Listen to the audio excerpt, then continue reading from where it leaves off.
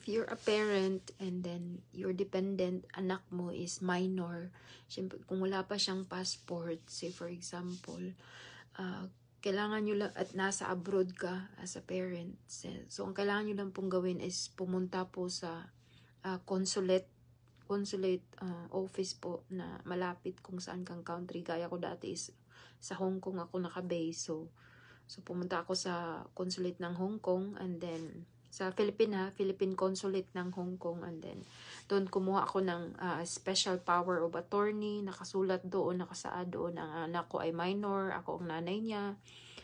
She will be accompanied by any po na tao na malapit sa pamilya mo ba or relatives mo ba.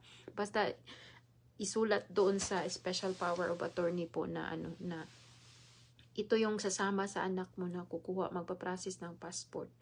So, nandoon po yun lahat. Syempre, detalyado po siya kasi minor po ang pinag-uusapan. Tapos, kukuhanan mo siya ng, ng document na, anong tawag ng document yan. Tapos, yun yung ginawa ko.